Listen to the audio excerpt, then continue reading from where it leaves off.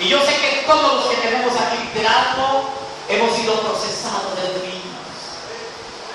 De pronto en la casa nos decían que nosotros éramos la oveja negra. Nos decían que no servíamos para nada. Los otros hermanitos nos pegaban. A mí me daban unas muertas tremendas. Los hermanos grandes te pegaban. Tremendo. Para provocarnos a rabia, porque hay una palabra en nuestra tierra que es una ofensa, ¿verdad? Lo que aquí nosotros decimos mariachi, aquí los mariachis son los que cantan. En la tierra de nosotros el mariachi es el golpeado, el gay. Y mis hermanas, para sacarme en rabia, o le decían mariachi, que lo decían en la cara, o sea, gay, golpeado, arepea, pero le decían mariachi. Tremendo, hermano, y no hay cosa más tremenda que a usted le digan eso sin usted serlo, hermano. Y yo recuerdo que yo me ponía a caminar, ¿será que yo camino como mujer o qué? Créame, eso sembró tanta cosa en uno que yo decía, ¿será que soy así? Yo estaba pequeño, tenía por ahí 7 años. Y yo le rezaba las ánimas. En aquel entonces yo, pues, imagínate, no tenía el Señor. Yo le rezaba las ánimas, decía las novelitas y le decía, yo no quiero ser gay. Yo no quiero ser gay. Pero había algo, yo pequeñito, a él le gustaban las mujeres. A mí no me gustan los hombres, pero mis hermanas, mariachi. Y a veces cuando mamá estaba con rabia, este maldito mariachi me maldecía. Pero por ofenderme, qué cosa tan tremenda. Mi mamá decía de que el parto más difícil fue el mío. Entre comillas, ella sufrió conmigo. En varias veces cuenta mi mamá que tuve una niñez muy fuerte, muy pesada.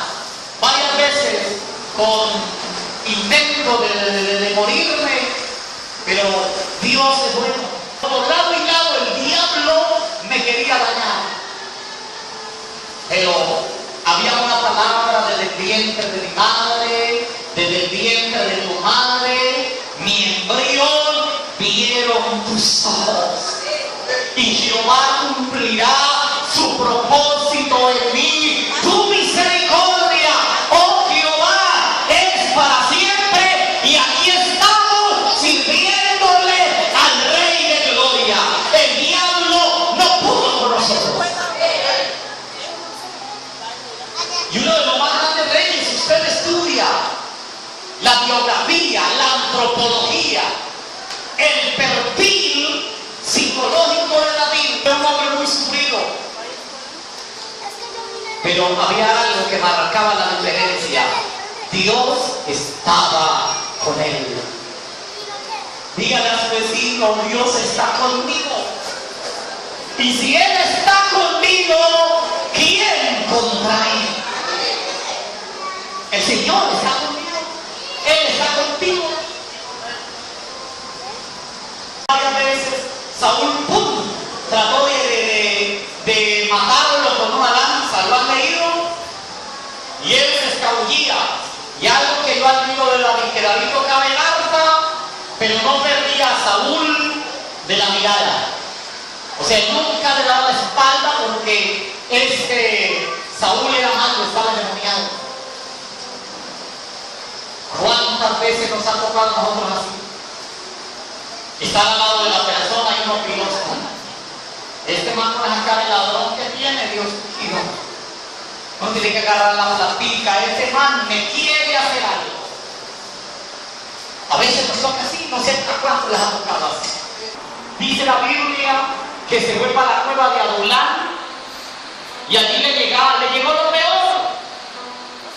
Créanme que los líderes nunca nacen siendo algo bueno. Y yo le voy a decir algo, muchos de ustedes en la calle no valían nada. Y llegaron a los pies de Cristo y Cristo les dio valor y les dio valor. Porque el Señor tenía un propósito con nosotros. le llegaron a la prueba del Dan los peores, los afligidos, los enlutados, los endeudados. Oiga, le llegó lo peorcito, y dice la Biblia que lo convirtieron en jefe de ellos. Pero se acuerdan cuando ellos llegaron del Neguev, que estaban por allá en peleas, cuando llegaron a Ciclac, dice la Biblia que encontraron las casas quemadas, se habían llevado las mujeres, se habían llevado sus niños, y dice la Biblia que todos lloraban. Tremendo. Y el pueblo estaba en amargura de espíritu, todos llorando por su esposa, por sus hijos, por lo que tenían, y hablaban de apedrear a David. O sea, no solamente Saúl lo quería matar. Vamos a estudiar la antropología de David. Su papá lo rechazó, sus hermanos lo rechazaron, Saúl también lo rechazó, se fue pequeñito. Y usted dice que va a pelear con ese paladín. No, lo menospreciaron. Saúl lo quiso matar ahora en Ciclac. Los hombres que estaban endeudados, enlutados, y que ya David los había empoderado, les había dado la cobertura, se habían convertido en tremendos guerreros. Dice la Biblia que hablaban de apedrearlo, porque estaban en la amargura de espíritu, no que algo, amenazados por lado y lado. Y dice la Biblia, no lo digo yo, ¿le damos un paso a la Biblia o le sigo yo contando la historia de la Biblia? No, leámoslo mejor, ¿sí o no? Es mejor no leerlo. Primero de Samuel, capítulo 30. Me gusta lo que dice la palabra de Dios.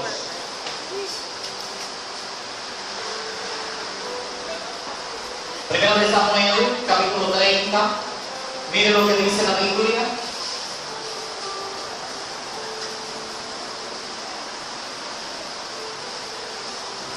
Primero de Samuel, capítulo 30, verso 4.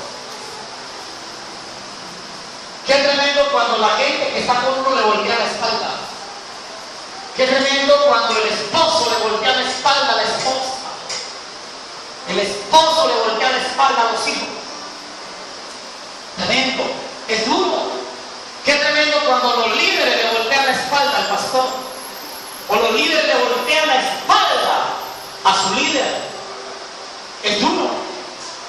Pero digan a sus hermanos, pero es necesario para madurar. Miren lo que dice la Biblia, primero de Samuel, capítulo 30, verso 4. Entonces David y la gente que con él estaba alzaron su voz y lloraron hasta que le faltaron las fuerzas para llorar. Las dos mujeres de David, Ainoam, jezreelita, y Abigail, la que fue mujer de Nabal, el del Carmel, también eran cautivas. Y David se angustió mucho. ¿Cómo estaba David? Y David se angustió mucho porque el pueblo hablaba de qué, de apedrearlo. Y quién no se va a angustiar que estén diciendo lo vamos a matar. Y lo más tremendo, manes matones, manes que no perdonan ni la suegra. Imagínense, manes que lo que dicen lo cumplen, porque eran matones. ¿Cómo cree que estaba David? Dice la Biblia, y David se angustió mucho. O sea, David estaba pendiente en qué momento le caía la cantidad de piedras. Y eran 600 piedras que le iban a caer en el cuerpo. Y resulta que había una cultura en Israel que cuando ellos tiraban la piedra, la tenían que tirar con rabia, con furia. Si tiraban la piedrita, sí. ¿Sabe qué? A la persona que tiró la piedrita suave, iban y lo colocaban a él, también dolía apedreado. O sea, tenían que tirar la piedra con rabia, 600 piedras encima, sobre la humanidad de David. ¿Quién no se angustia?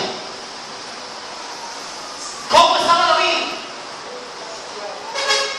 Y David se angustió mucho porque el pueblo hablaba de qué, de apedrearlo. Pues todo el pueblo estaba en qué,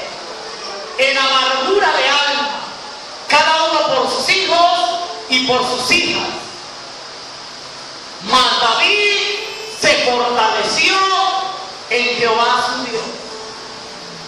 Note algo. Fue despreciado por su padre, despreciado por sus hermanos, despreciado por Saúl mismo, intento de homicidio del rey. Ahora sus amigos lo querían apedrear, le estaban echando la culpa a David. Y no suele pasar que todo lo que pasa en la iglesia, ¿quién es el culpable? ¿A quién le echan la culpa? Al pastor. Es como en la casa, se dañan las ollas, se daña la pintadora, se daña la lavadora y el bobo paga. ¿Y quién es el bobo? El papá, el que le toca meter la mano al bolsillo. Y usted pregunta, ¿quién dañó la lavadora? Yo estaba en ayuno. ¿Quién dañó el televisor? Yo no estaba. Le pregunta el marido a la esposa, ¿y usted mami yo no estaba? Yo no sé, yo estaba mercando. Eso se dañó sola. Todo el mundo daña y el bobo paga. ¿Y quién es el bobo? El papá. A su nombre. Le estaban echando la culpa a David. ¿Sabe algo? Que usted y yo vamos a tener inconvenientes. Y yo me asemejo mucho a eso porque desde niño fui muy rechazado, por lo que les acabo de comentar. Y fuera de eso, para acabar de cuadrar, mi papá como que no quería a los hijos hombres. Él se desvelaba por las hijas mujeres. Yo me vine a dar cuenta que yo cumplí años el 15 de agosto cuando fui a sacar mi cédula. Y yo me enamoré de mi esposa porque fue la primera que me celebró mi cumpleaños. Yo estaba raro al ver el pastel, estaba el suegro, la suegra, mi cuñado y ella ahí celebrándome el cumpleaños. A mí en varias veces intentaron quitarme la vida, pero gracias a mi Señor, nunca me pasó nada porque el Señor tenía un propósito para mi vida. Él me estaba guardando. Usted lo pasa por un proceso. Luego cuando David muere Jonatán y muere Saúl, y dice la Biblia que David le preguntó al Señor, ¿a dónde subiré? ¿A qué ciudad subiré? Y el Señor le dice, a Hebrón. Y dice la Biblia que allí ungieron como rey sobre Israel, sobre la tribu de Judá. Y dice la Biblia que las 11 tribus se levantaron en contra de él. Pero dice la Biblia en 2 años, las 11 tribus de Israel, los seguidores de Saúl, se iban debilitando. Pero dice la Biblia que David se iba fortaleciendo. El Señor cada día que usted pasa lo va fortaleciendo en el nombre maravilloso de nuestro Señor Jesucristo. 7 años de guerra. A los 7 años él fue rey sobre todo Israel, sobre las 12 tribus. Pero dice la Biblia que cuando David ya tenía bien establecido el reino, se levantó un hijo y se enamoró de una hija de David, abusó de ella y la dejó. Miren las pruebas tan tremendas de David. Y dice la Biblia que Absalón mató al hermano que se había acostado con su hermana. O sea, vemos el fracaso de David como padre. Luego el mismo Absalón, durante 3 años, porque había una costumbre en Israel que las mujeres y los hombres veían a uno de los hijos del rey que eran príncipes y se tenían que postrar. Y dice la Biblia que Absalón decía, no se postren, yo soy como ustedes. ¿Quién me pusiera como juez de Israel? Y yo arreglaría los asuntos. Oye, el propio hijo, haciéndole la guerra al papá en 3 años, consiguió suficiente gente. ¿Y sabe qué tuvo que hacer David? Huir de su hijo. Oiga, qué pruebas tan tremendas. Y lo más tremendo, Dios estaba con él. Porque hay personas que dicen, bueno, si Dios está conmigo, ¿por qué tantas pruebas? Mire a David, dice la Biblia que David tenía un corazón conforme al corazón de Dios, pero tenía pruebas, tenía luchas. Porque muchos alguna vez se preguntan, Señor, yo diezmo, yo ofrendo, yo me congrego. Hombre, David era uno de los que decían, yo me alegré con los que decían, a la casa de Jehová iremos. El salmista le gustaba ir a la casa de Jehová. Dice la palabra santa del Señor que él decía, una cosa he demandado a Jehová y esta buscaré yo, que esté en la casa de Jehová todos los días de mi vida para contemplar la hermosura y la santidad del Señor. Alabado es el nombre de Jesús. Era un hombre conforme al corazón de Dios. Y David huyendo por los montes. Y David ya estaba viejo.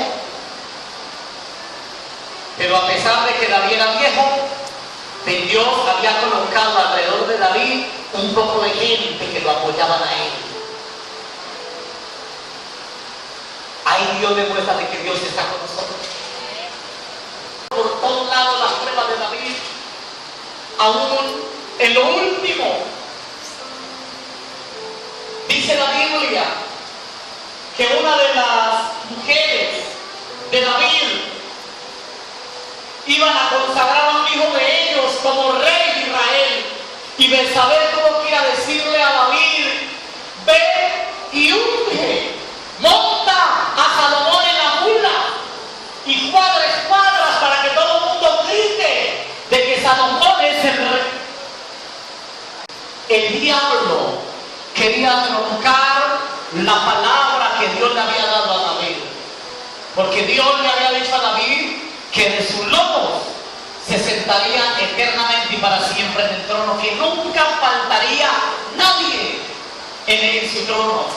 Ya una de las mujeres de David le estaba haciendo el cajón, o sea, queriendo troncar. Lean la palabra de Dios, que leer la palabra de Dios es tan hermoso. Ahí usted aprende. Y aquí vamos a mirar en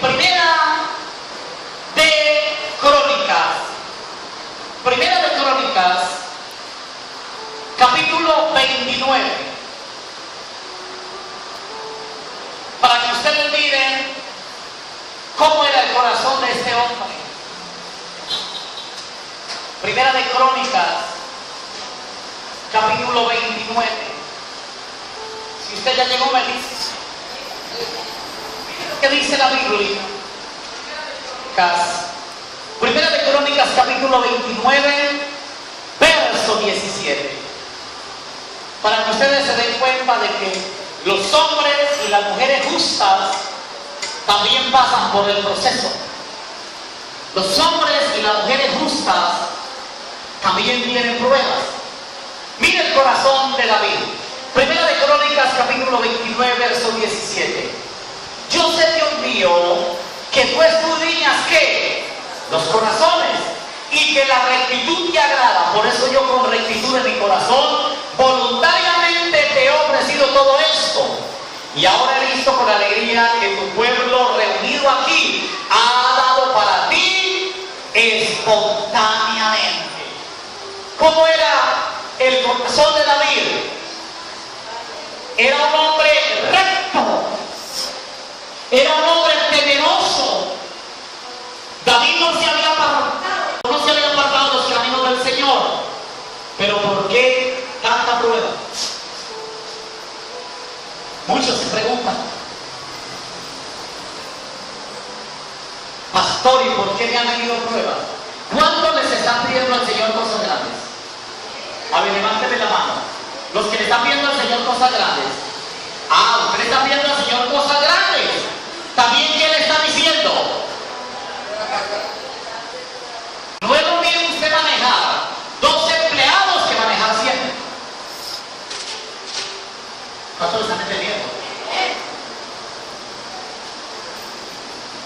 mis empleados, hermano, y a veces se me presentan unos problemas.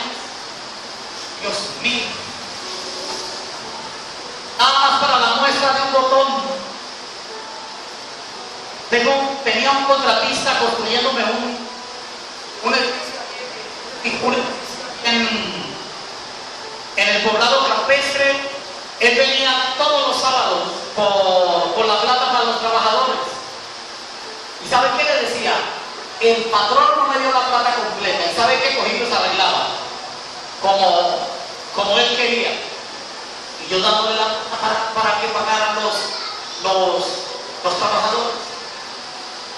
Y luego cuando yo iba a veces a dar la vuelta al trabajo, se me acercaba: patrón, dígame una cosa. ¿Usted cuánto le dio al maestro? Ah, no, yo le di tanto porque él me pasó lo que necesitaba. Ay, él dijo que usted le había dado tanto. Tremendo, hermano. No tiene problemas con el gente. Y cada vez que Dios empiece usted a bendecirlo, va a tener problemas. Yo una vez le dije: Señor, ensanche el concilio. Cuando a veces me llegan llamados pastor, hasta el domingo estoy en la iglesia. Usted verá a quién va a mandar. ¿Cierto? ¿Qué pasó? Mándala, pastor. Ya no voy a estar más en la iglesia. Y hay uno a buscar pastor. Dígame una cosa. ¿Usted cree que uno puede dormir ya en adelante? ¿Usted cree que uno puede estar tranquilo? Mastique la idea. Una vez estaba en vacaciones, lo más de sabroso. Estaba en un recorrido por el eje cafetero cuando me entra una llamada. Me llamó la esposa de un pastor. Pastor, ¿cómo me le va? No, muy bien. ¿Dónde está? No, por acá en vacaciones, pasando delicioso, descansando. Apenas llevaba 2 días de descanso. Cuando me dice: pastor, usted ya sabe lo que le pasó a mi esposo. ¿Qué le pasó? Pastor, él cayó en adulterio. Que recuerdo que a Miguel hasta le dañamos las vacaciones. ¿Te acordaste? Usted estaba en el Edil. Cuando le dije: Miguel, venía a reemplazar el músico porque ya más cayó el pecado. ¿Te acordás? Se nos parrandearon las vacaciones. Ahí quedó la vacación. Cuando usted le dice: Señor, bendíceme, Señor, úsame, a veces a las 11 de la noche le suena el teléfono: pastor, mi esposo está moribundo, lance una palabra. A veces está usted tranquilo, usted quiere descansar. Un día sábado, cuando le llega la noticia: mire, se murió fulano de tal. Ahí se acabó el descanso, a ir al velorio y a celebrar el culto fúnebre. Ay, Dios mío, imagínense. A su nombre. No es lo mismo que usted se lo pierda. Tanto que estaré entendiendo. Y a la medida que usted le dice: Señor, úsame, Dios a ti te usa. Pero Dios permite que vengan principados más fuertes. Ya es lo que usted tiene que guerrear. Yo me he quedado aterrado de las cosas que Dios me está permitiendo ver últimamente. Yo había escuchado, y aquí he visto, cuando he ministrado liberación, he visto cómo personas vomitan ranas. He visto cómo de las personas salen culebras, literales. No es visión, literales. Cosas que yo nunca había visto.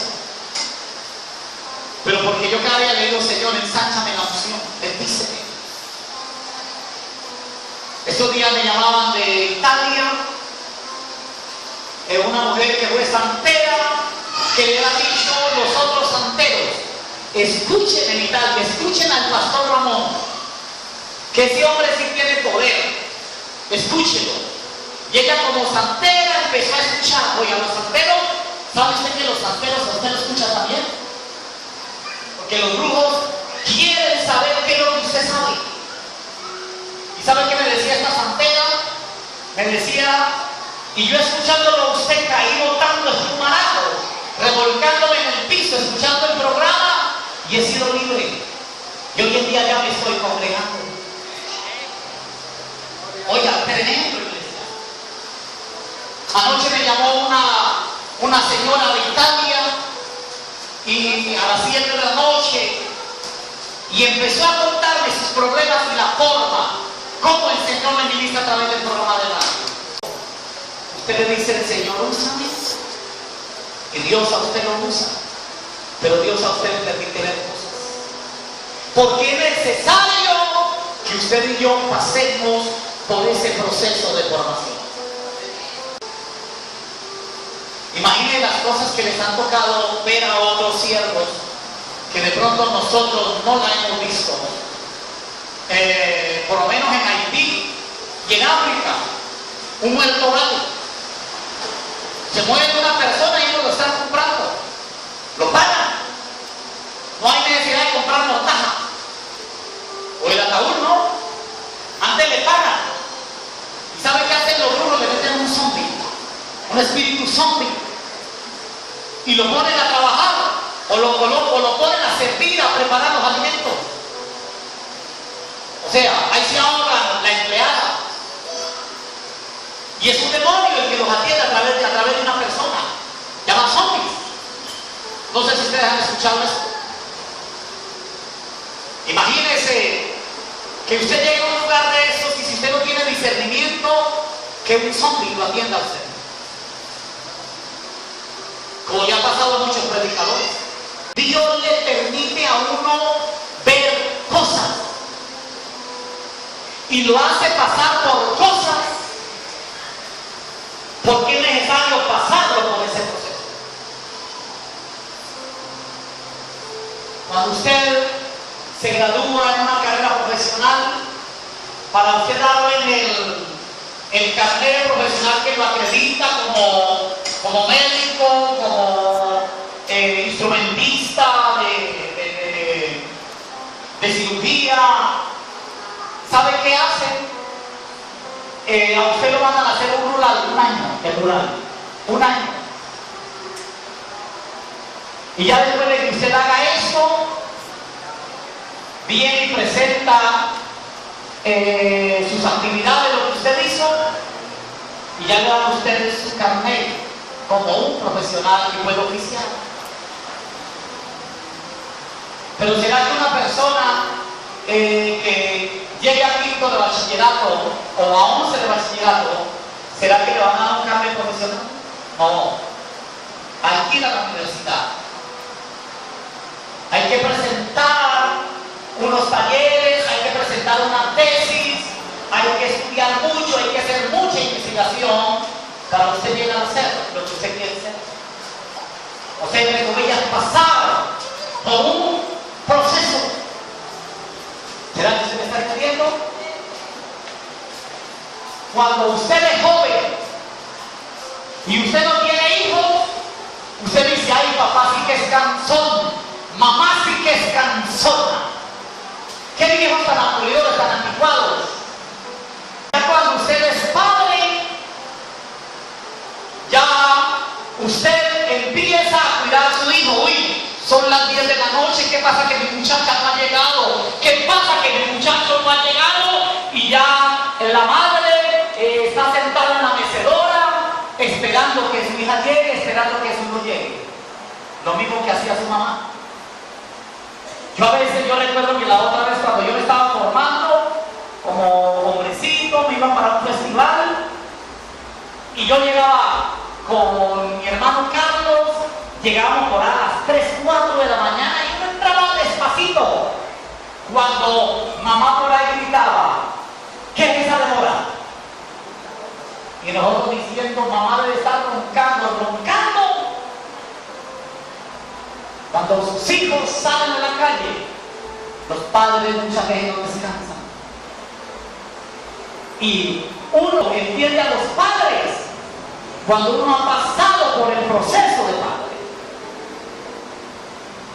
Y uno dice, ahora verdaderamente entiendo amistades.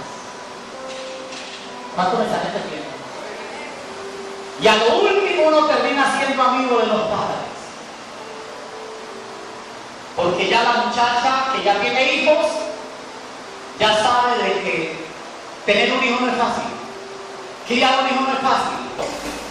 Esta persona ha pasado por el proceso para darle la razón a sus padres.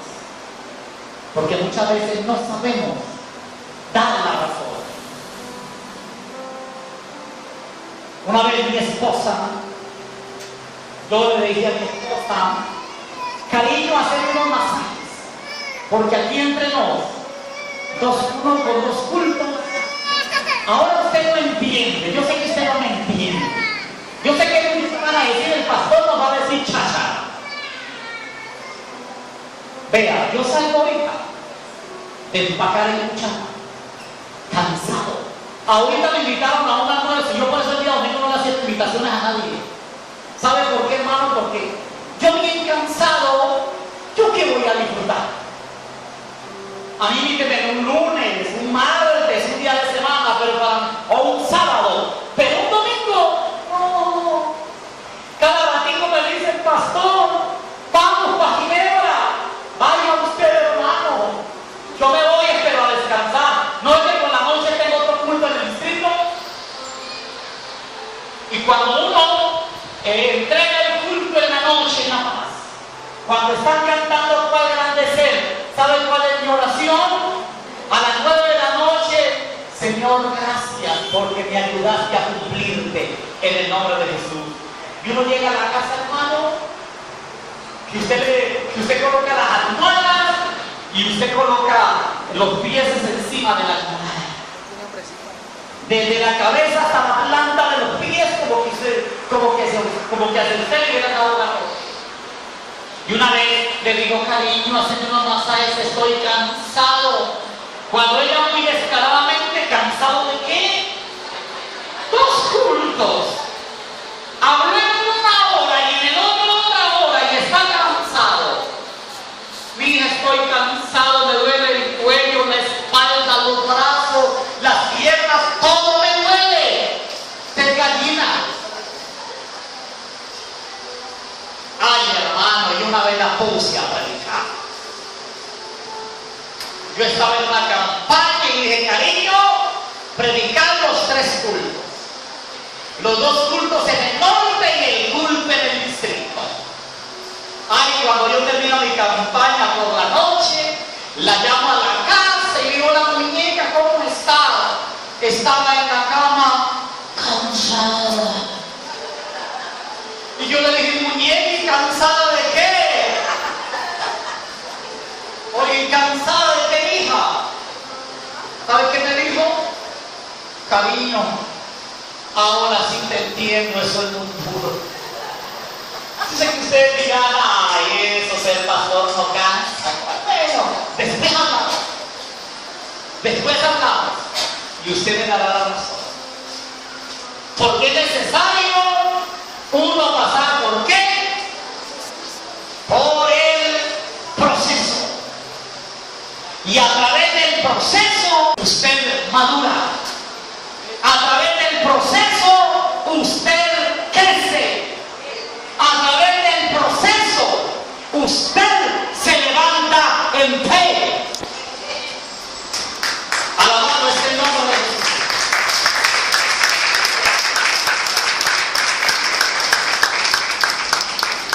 ¿O ustedes creen que yo he llegado a la dimensión de estos milagros que veo constantemente? ¿Usted cree que eso fue de la noche a la mañana? No. Un milagro me llevó a otro. Y por eso es que yo tengo tanta fe. Y por eso es que yo le creo tanto al Señor. Y yo les puedo hablar con propiedad de que este baluarte que usted lee todos los días en su casa llamado la Biblia es real. es real. Yo veo la gloria de Dios a toda hora.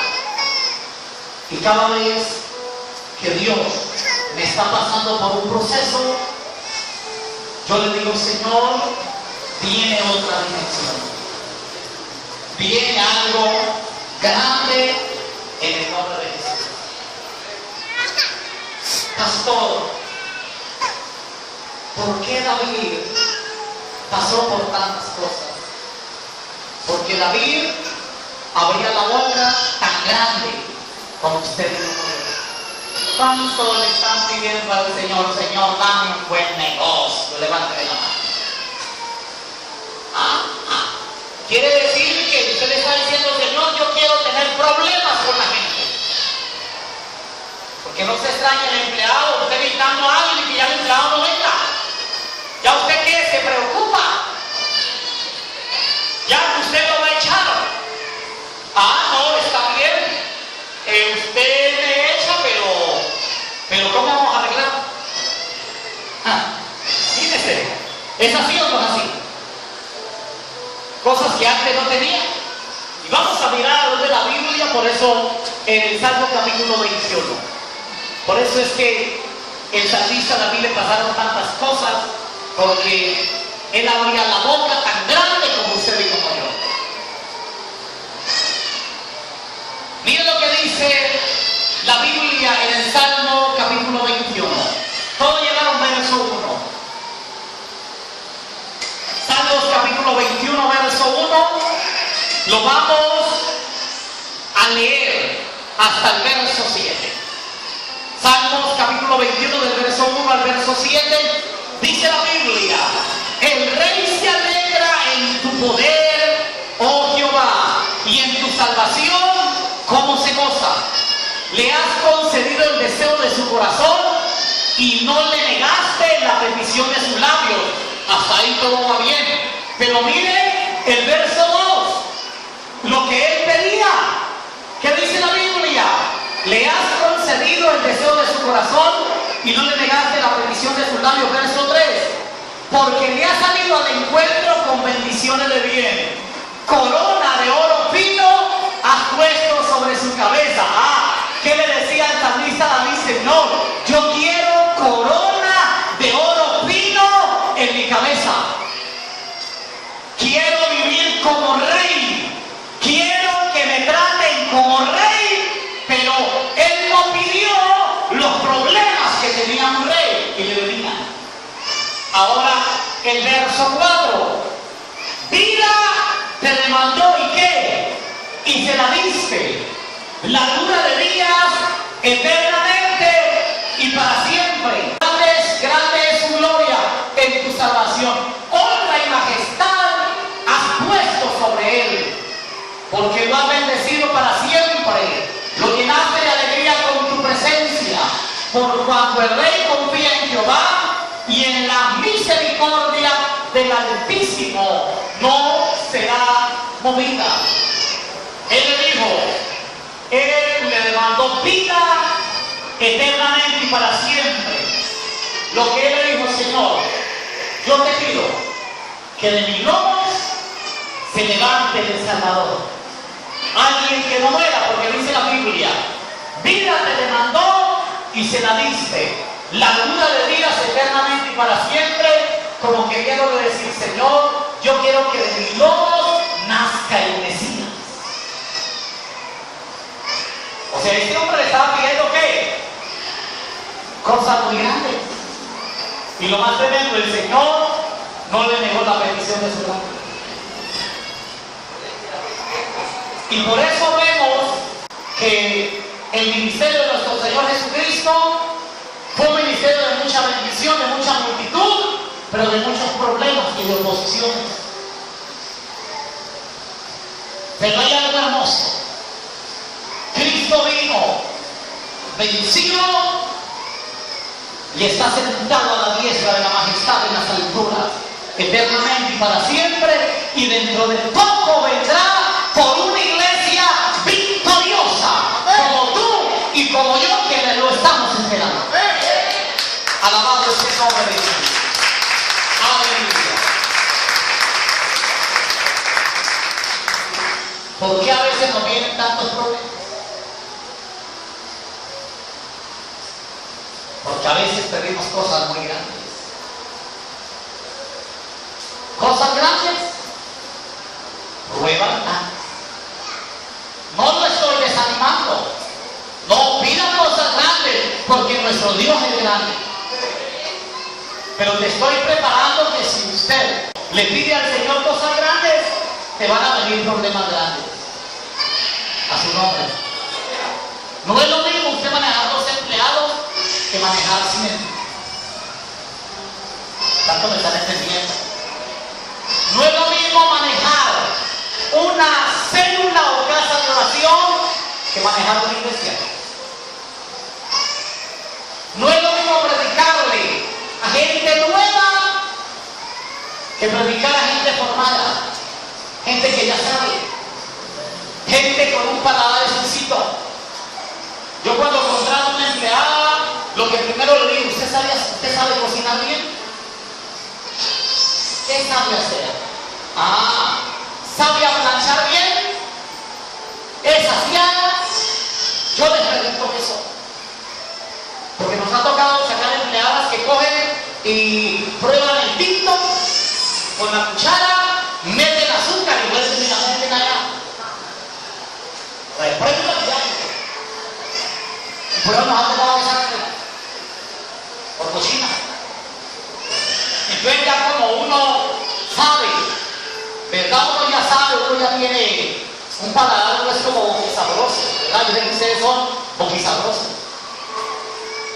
Yo sé dónde venden el buen sancocho de gallina. Y uno sabe cuando es gallina. Uno ya sabe, o una cazuela de mariscos, una cazuela de langostinos, uno sabe. Uno sabe si la prepararon bien o le dieron queso. No es lo mismo predicarle a gente nueva que predicarle a gente que sabe. ¿Cuánto le están entendiendo?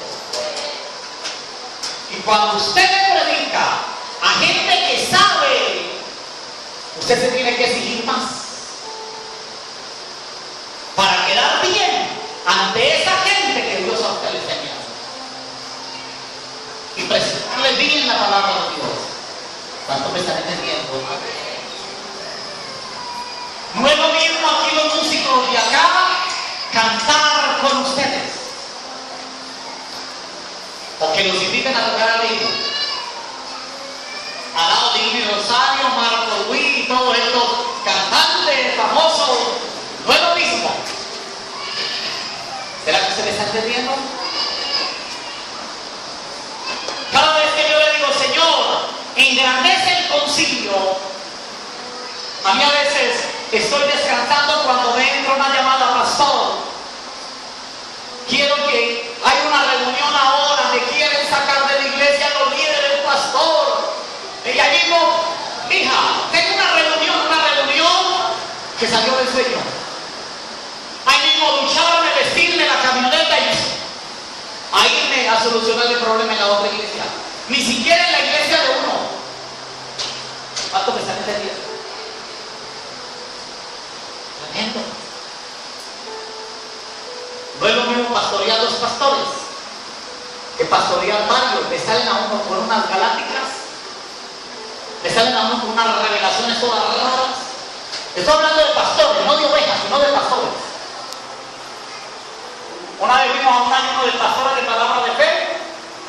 Cuando llegamos al altar, y el altar estaba cubierto por una cortina. ¿Y esto qué? Cuando le tocaba predicar a uno de los pastores, cuando le dijo el pastor, el anfitrión de la iglesia de palabra de fe, cuando le dice al otro pastor: le toca predicar atrás de la cortina. Y todos los pastores nos miramos: ¿y ahora qué? Cuando el hombrecito nos sale con esta: es que el Señor me reveló que no me podían ver el rostro porque veían la gloria de Jehová. Oiga, ¿no entiendo que acordar, Miguel?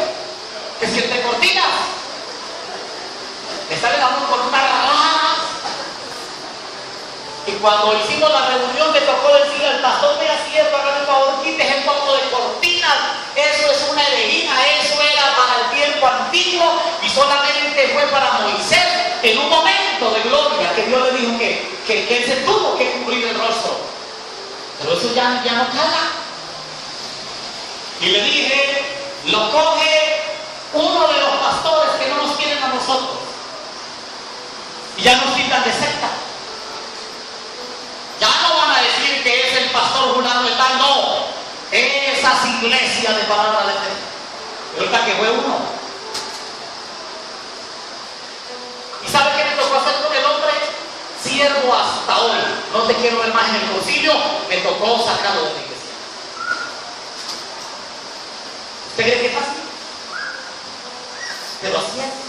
Hay que conservar la sana doctrina. Pero a uno le salen con una tremenda. Yo no sé qué era pegado.